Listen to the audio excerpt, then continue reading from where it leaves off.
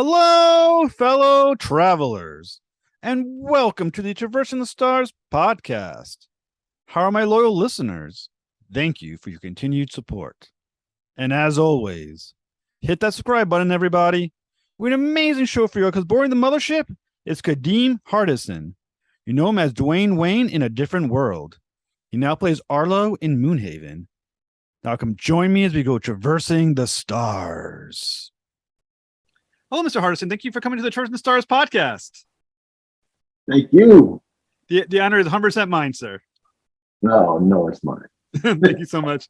So I always start off with a question of inspiration. So who were your earliest influences and what inspired your love of acting? Oh, wow. Earliest influences.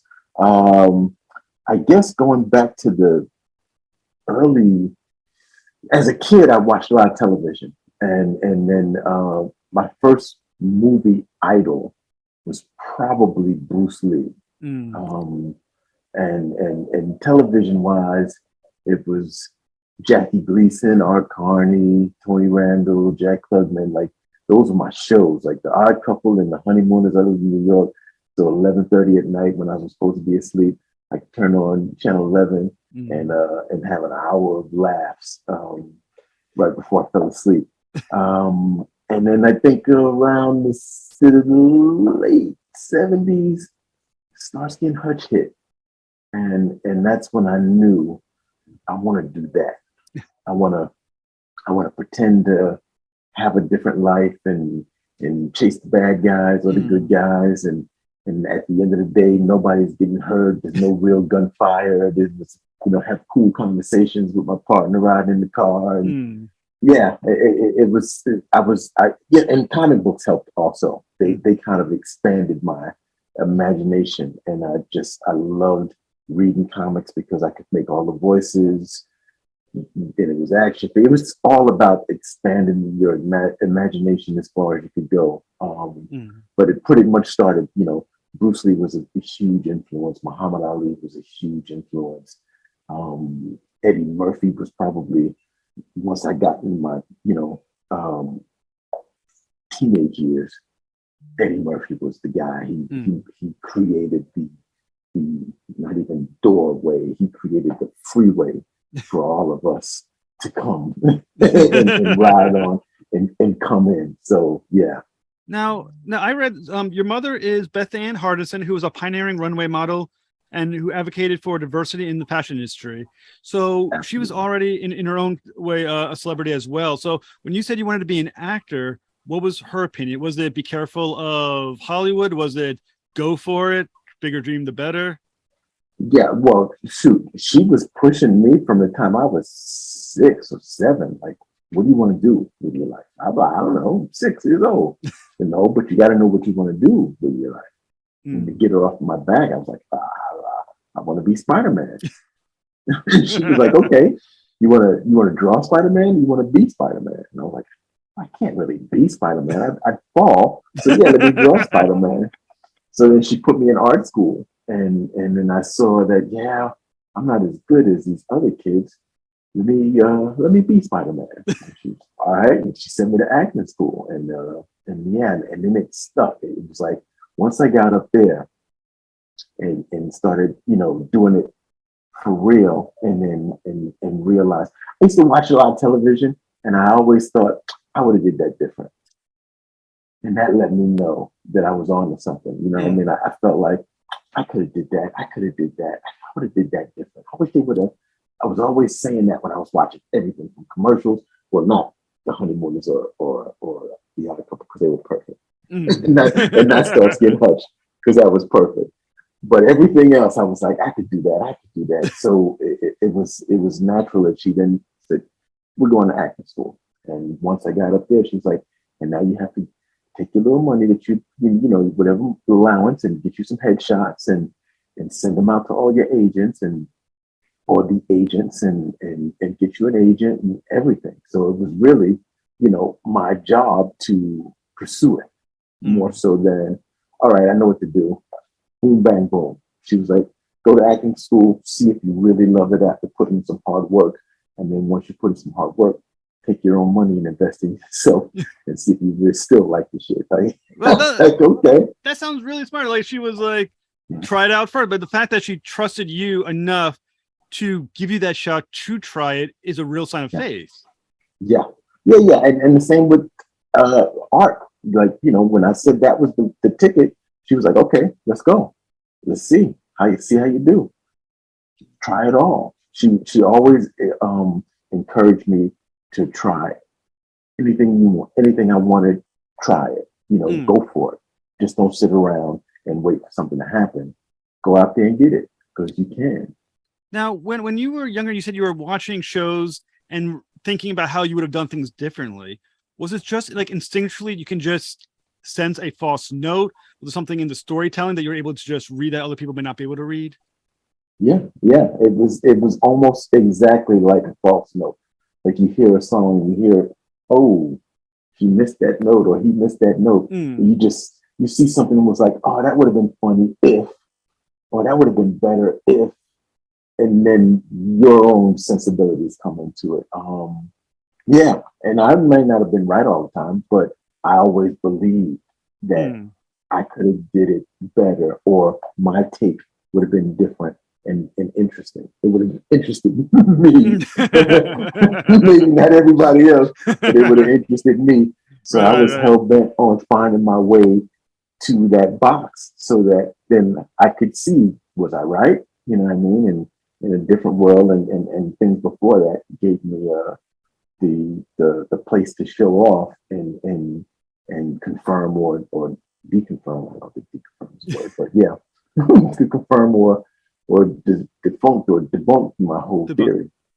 So when you're acting yourself, being able to sense that false note, are you able to reflect and know if you're off on something? Are you able to hear it in your own self? Absolutely, all the damn time. I don't watch my stuff. For a while, there was a rule. I watched a pilot of A Different World, and it was hard to watch. And I'd gone to classes where the class was, we're going to film you every day, and you're going to sit here in the class and watch yourself on TV at the end of the class, and we're all going to talk about it just to get you over that.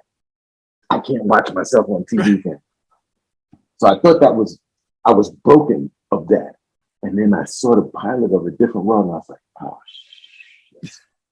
And from then on, I went to the movies every Thursday night at 7:00, so that I was in the movies, away from a television, away from phones. I didn't want to hear from nobody. I didn't want to know nothing. I just wanted to be occupied at the time the show was airing. And because I saw a lot of false notes. I heard a lot of, I call them ground balls. I missed a lot of ground balls. It was just stuff that I was like, I should have picked that cleanly and got the guy out. But instead, poof, Bill Buckner rolls by me, and next thing you know, bases are loaded and the pressure's on. So yeah. So I stopped watching myself pretty much up until my kid was old enough to watch A Different World. And I started watching with her. So I went maybe 15 years without watching anything. And that became the rule. Like once I do something, I give it 10 or 15 years before I watch. Because then I can go back fondly and be like, oh, that wasn't too bad. But if I watch it right after it comes out or right when it's fresh, I see too many holes. You want it to be perfect, or you just want it to be, you see where you could have been better. And I always saw that. And the great revelation for me over the last maybe 5 years is that I think I've gotten better as an actor and kind of arrived in my own mind so that I can watch and not be as mortified. And a lot of times I'm more interested in what, like I've been lucky enough to be a part of some really good shows and some really good casts with some really good writers. So a lot of times I want to see what else is going on when I'm not at work. I'm interested in the other half of the story that I'm not involved in. So I'll watch it, and then I come on and I'll go, oh, that wasn't too bad. And then I can get back to watching the rest of the show. Like I can enjoy it as a whole versus min-maxing and just picking myself apart, which I used to always do. And now I think the last 3 gigs, I've been able to sit and watch it multiple times. Like, yeah, this is pretty good. But look at the rest, like this MoonHaven, this Nahiela, the way she talks, the way her moon speak is so dynamite and dominant. Yeah, they're all so good that it's fun to watch as a show. And then, oh, I'm in it too, and I wasn't too bad. And I didn't drop the ball. Yeah, it's a weird existence. Yeah, I mean that's amazing because the character of Dwayne Wayne on a different world was so popular, so well received. It's amazing thing like the audience bought it so well, but you are on the sidelines going, I definitely felt tipped that one off. I shouldn't have done that. This one was a bobble. And that's kind of an interesting. So what were you seeing you think that the audience wasn't seeing? For me, it was sometimes I felt like I was pushing too hard. I was really nervous. So and the first thing you learn in acting class is whatever you have, use it. Whatever's there, use it. If you fight against it and you try to act cool, because script says some cool shit, and you're supposed to deliver it cool, but you're nervous, you better let that nervous energy work for you. So being nervous, there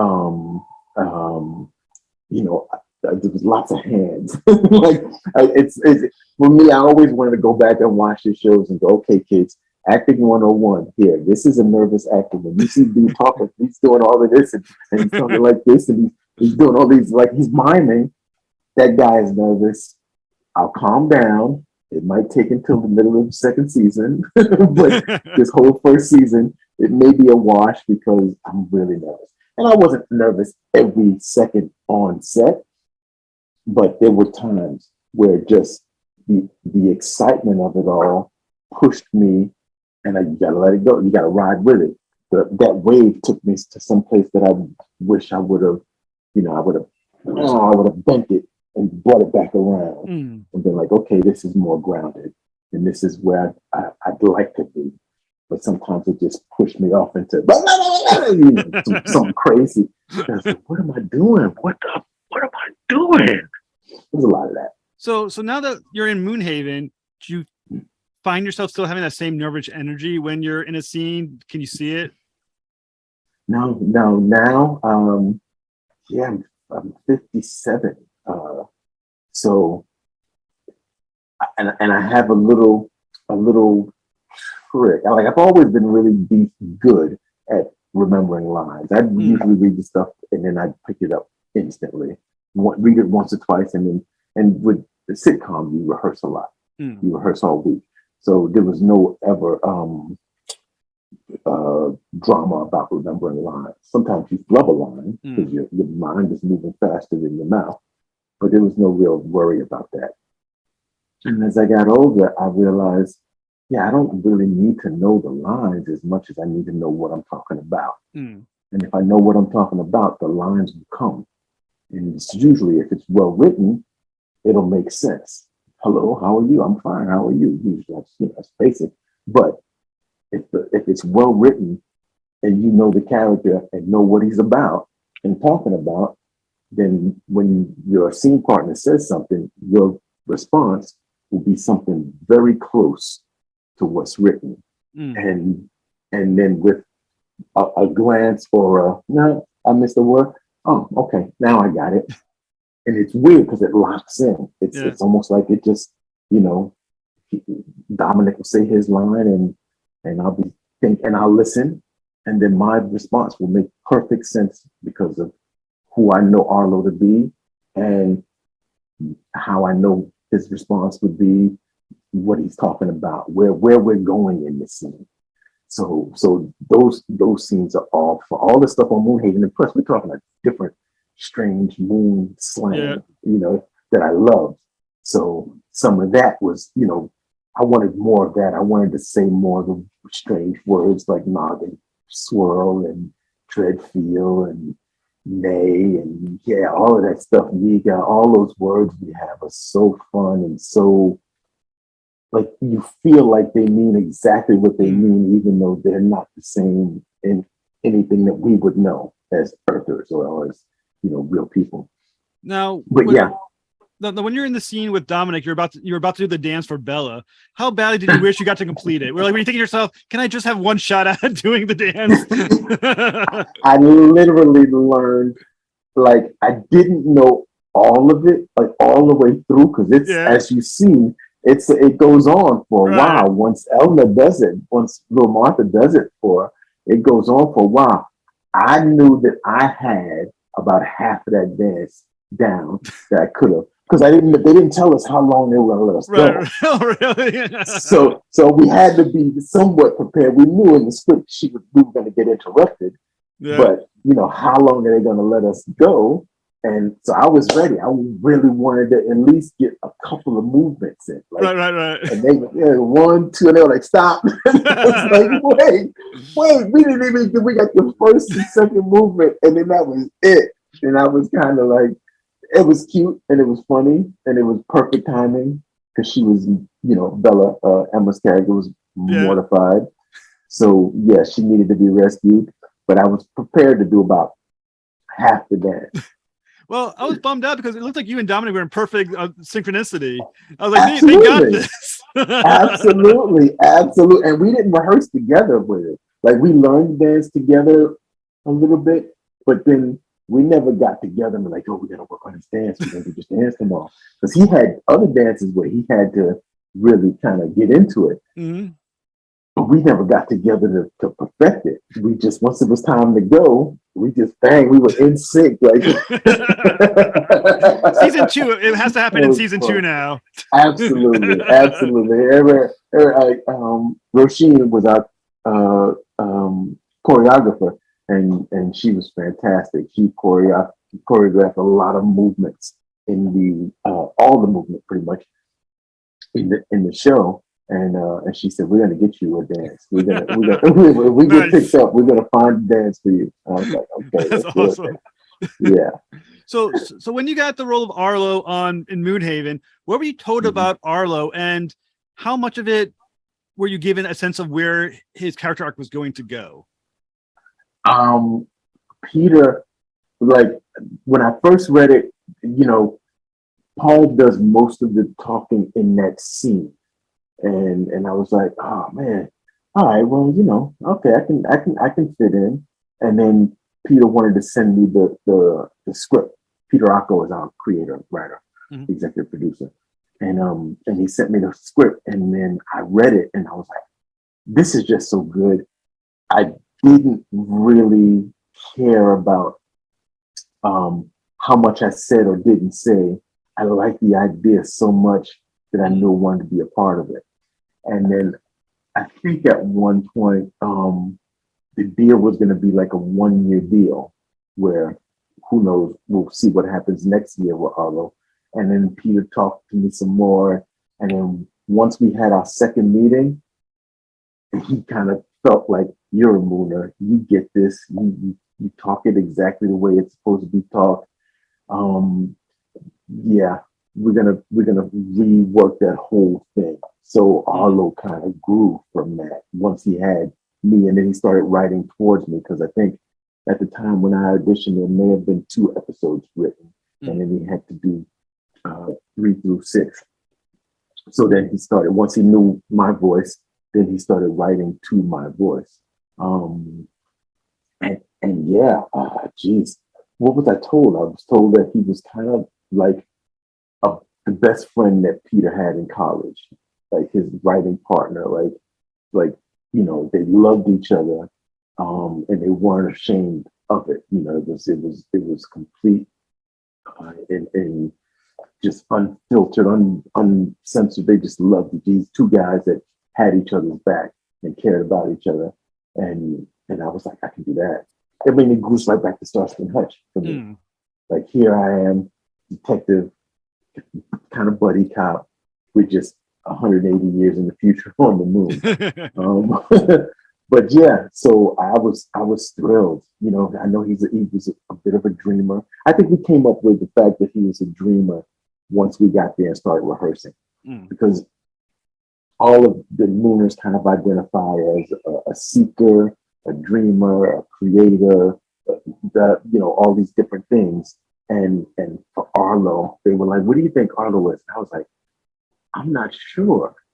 And the director said, "He's a dreamer. He's a storyteller. He's a little bit out there." And I was like, "Oh," and that helped me hone right in to that was Danielle and Bridget Savage and Coolie, our directors. Yeah, that helped me hone right into how I was going to play and how I was going to be and everything with Arlo. What I love about Moonhaven is that, like all great sci-fi, that is a show of ideas. And I think all great sci-fi is one of ideas and concept and allegory. Now, with Moonhaven, the whole idea is that it exists as an Eden. All right. But obviously, there's a murder in the first episode. It's definitely flawed. Now, when you're approaching it as Arlo or as the actor within it, are you approaching it as if the concept of Eden is flawed or that humanity itself is flawed? As a Mooner, as Arlo, humanity is flawed. And we're to save it. We are I consider the last hope. Like if we can take this culture and plant it on Earth, and the people on Earth live the way we live on the moon, then we can give them the IO, the system that'll completely save the Earth, and everyone will live in harmony. So as the Mooner and as Arlo, he believes that humanity needs us, at this point in time. Yeah, he's true loon. He believes 100% in the cause and in his purpose, which is we're just here to make sure that the Earth makes it. The Earth comes back to its, to its full strength. So, so I brought in 100%. The other concept I think in Moonhaven I think is very interesting is the idea of the bright, which is a drug used to soothe grief. The word they use is I don't know if that's the dread feel, but basically the sadness. Now, the interesting thing about that is it good or healthy to avoid the grief, or is that actually doing more damage by avoiding it than if they had just let the person work through it, in your opinion? Yeah, I think there's definitely points on both sides. As detective, we love the bright, so that's our job, is to make sure the trauma you just experienced, you don't suffer too much, that you regain your balance.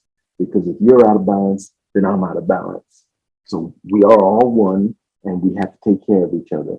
And some people might go too deep into the dark with the loss and and not maintain their balance and their joy. So I think, as all I can only speak at Arlo, I think it's perfect. It's the perfect solution to, you'll still remember, but the pain will be softer. You know what I mean? Like he said, slide over it like ice. Like, yeah, it'll just ease the blow. Instead of us running around trying to figure out who done it and why done it and no, the most important thing is you and how you're dealing with what you just experienced, and us getting you back on track and in balance with and in harmony with the rest of us. But basically what you have is with Arlo, there's a question of his ability or experience as a detective in an Eden where there probably isn't a lot of crime. So when you're performing the role, you think to yourself, he is a detective, maybe not overly experienced because there's not a lot of things for him to do? Or do you think to yourself, he's been around, there's got to have been other things for him to have seen and stopped?